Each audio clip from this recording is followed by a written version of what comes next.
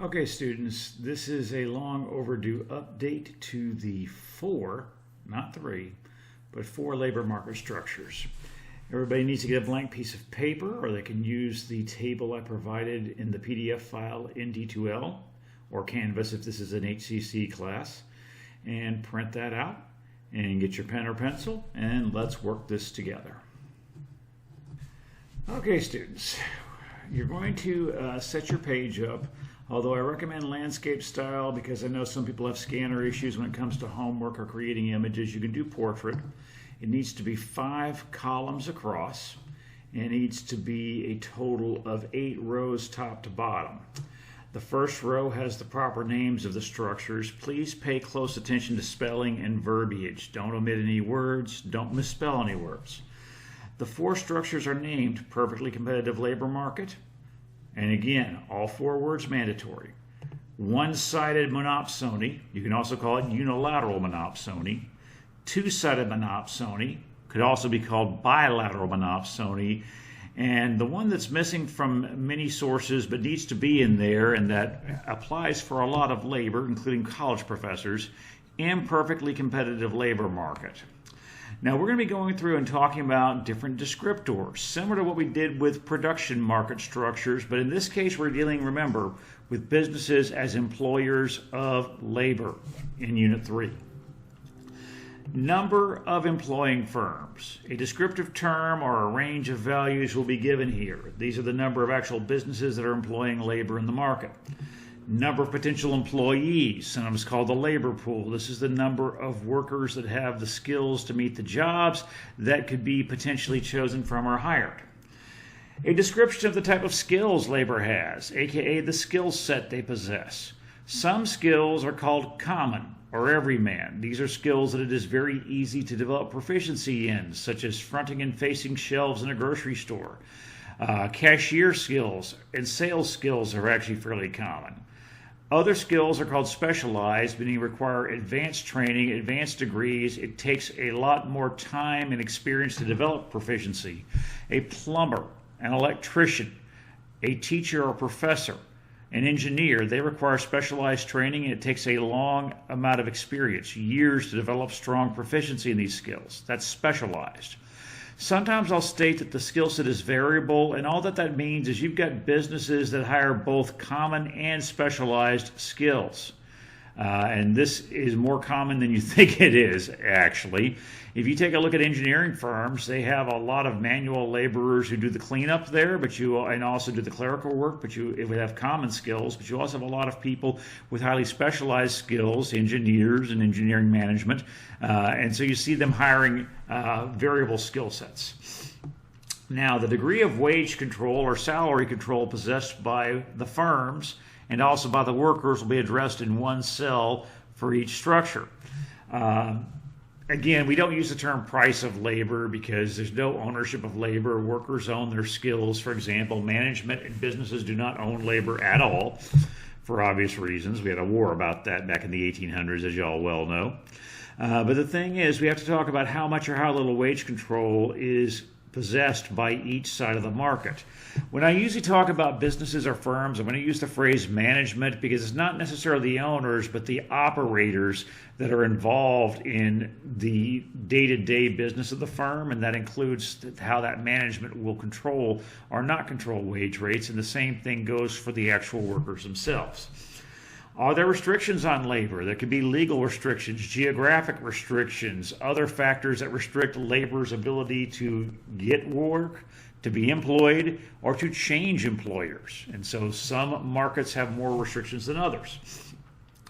Labor unions are third parties that get involved in labor markets, and typically they will often represent the employees that work for a particular employer or people that have a specific set of skills or trades. Some labor markets have labor union presence, some do not. Some, it varies by region or location or by employer. And so we address this here. And then last but not least, examples of kinds of labor that would fall into these market structures. So we're going to start with perfectly competitive labor market first, and I'm going to zoom in a little bit so it's easier to see in the video. For the number of employing firms in the market, there are hundreds to hundreds of thousands, and the size of the firm varies. In fact, the size of the firm is not highly relevant in many of the labor market structures, just so you are aware of this. But in perfectly competitive labor markets, you could have big corporations that employ thousands of people hiring from the same group of workers as small mom-and-pop businesses who only hire a few. The number of potential employees that could be hired by businesses in this market, okay, hundreds of thousands. The skill set possessed by workers here is described as everyman or common. Okay, this is things like working as a cashier, mopping floors, cleaning toilets, fronting and facing shelves, unloading trucks. These are skills that are easily acquired. People often already have them. It doesn't take long to develop proficiency. Neither management nor workers have any control over wage rates. These are largely determined by one of two factors. If this is a situation where the market equilibrium wage rate is below a statute or contractual minimum wage that is set by law, then it's going to be determined by the government, by the regulation. If the equilibrium wage rate is above the statute minimum wage rate, it's going to be determined by supply and demand, but in either case, workers and management have absolutely zero say in what their wages or salaries are. Restrictions on labor? Nope. Workers are employed at will, and employment is at will. That means that employment can be terminated at any time for any, I emphasize, legal reason. It can't be we just don't like you, so we're firing you. No, there has to be an actual legal reason behind it, poor job performance being a common citation here. But at the same time, they can't say, hey, you can't go work for a competitor here. No compete clauses are never going to be enforced in this market because the skills are too common. There's too many employers. It's an unneeded encumbrance. The government will clamp down on that. Jimmy John's sandwiches found out that the hard way, I might add. You also will not see labor unions present in this market because they're just not practical. Typically, people that earn income in these industries are in low incomes, and union dues are expensive because these pay for things like lawyers and representation and things that the union provides in terms of benefits. And the thing is, a lot of people can't afford to pay the union dues, and so typically the types of workers here aren't going to be interested in joining one or starting one unless they can get it for free. And as we learned first day of class, there's no such thing as free. All right. Examples: restaurant workers, hospitality workers, retail sales workers. These are all examples of workers that are employed in perfectly competitive labor markets. Some clerical workers on the lower end would also apply. Now the thing is, I've got one-sided and two-sided monopsony. Notice it's not monopoly, it's monopsony. It's not the same thing. A monopoly in Unit 2 we learned was a market with one single seller and producer of a particular product or service. And monopsony is a market with one single employer, either of all labor or of a specific kind of labor.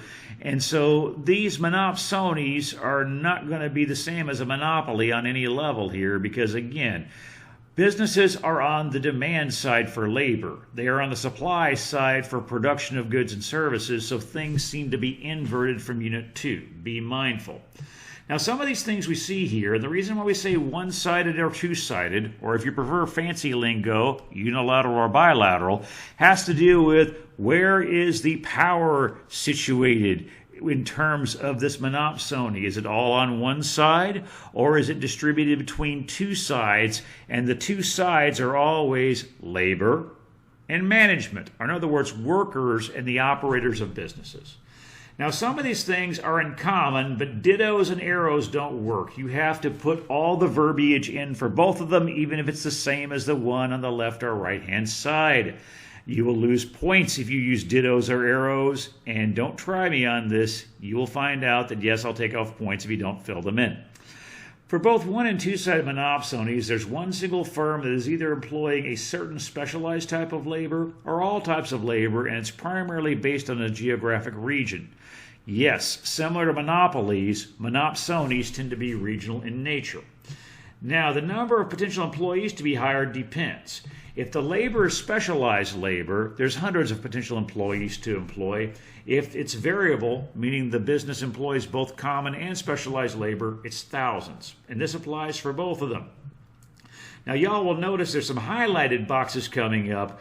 The highlighted boxes are where you have the differences between the two, so pay attention. Now, again, you either have a monopsony hiring specialized labor or variable skill sets, meaning both specialized and common. But here is where we see the breakdown, where the distinction happens. In a one-sided monopsony or unilateral, there's substantial wage control by the firm, but minimal or none for workers, because all the power is on one side, management's side. However, for a two-sided monopsony, it's moderate for management, the firms, and moderate for workers, but it ain't 50-50. Class, in some monopsonies, management has 60 to 70% of the power and labor has 30 to 40%. In others, it could be management has 30 to 40% and labor has 60 to 70%. So it varies depending upon it, but notice it's not going to be 50-50. Restrictions on labor, let's talk about that. Labor is heavily restricted in both kinds of monopsonies. It could be by geography, meaning if you don't want to work for this employer, you have to move somewhere else.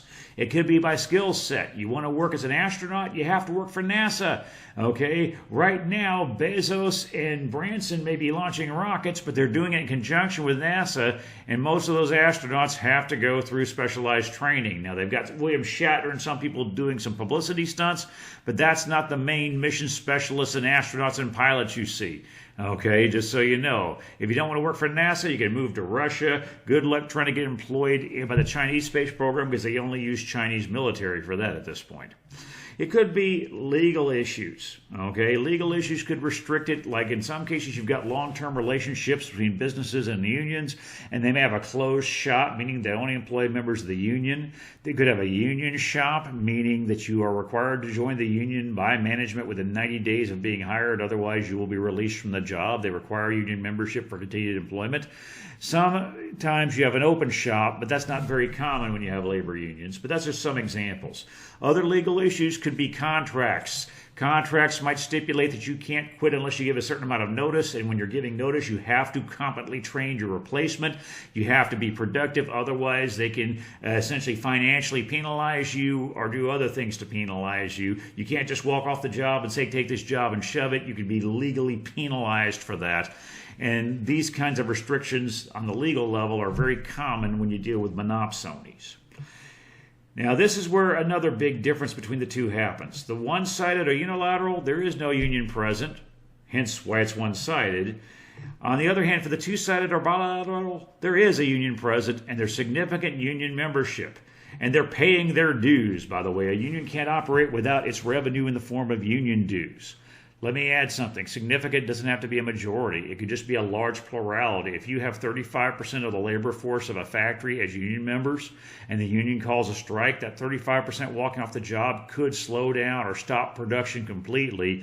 There's enough union membership so that management has an incentive to negotiate with the union rather than just try to break the union. But again, this varies by region, it varies by location, it varies by employer. One size or one situation doesn't apply to everybody. Examples. NASA is still a one-sided monopsony for astronauts, but give it about 10 years, it's going to change. Company towns. You have these small towns that have a coal mine or a factory, and these company towns, Toyota City in Japan is an example of one. That tends to be cases where one principal business employs everybody and all the other businesses are dependent on that one business because that's where the people who spend the money at the other businesses make their money, and so that business basically runs the town.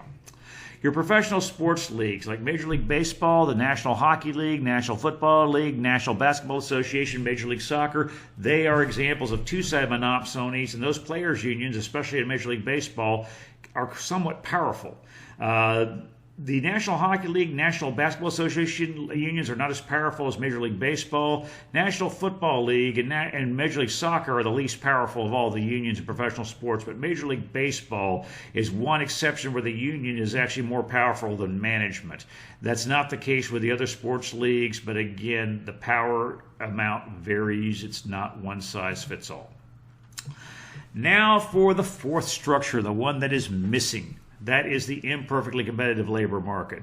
Class, when you deal with highly specialized and skilled labor, people that require professional training, people that require professional degrees, they require professional experience, you're going to have situations where their labor are able to individually negotiate salaries within a certain latitude, and because of available information combined with needs of businesses, you're going to see a lot more fluctuation.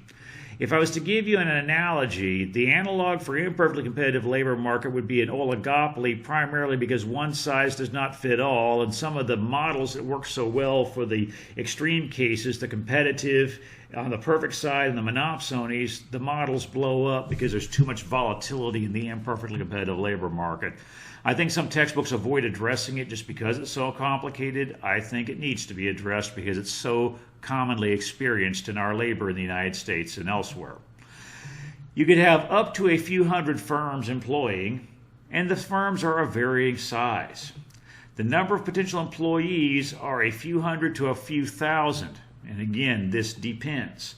The skill set possessed by workers is moderately to highly specialized. Class, a journeyman plumber, a master electrician, a master teacher, an experienced tenured college professor are examples of individuals that have highly specialized labor. An apprentice plumber, a licensed vocational nurse who has just completed their internship would be moderately specialized, just to give you a notion here. But in each of those examples, I'm giving you cases where the labor has to have specialized training, specialized education, and professional experience, and it matters. It matters a ton here.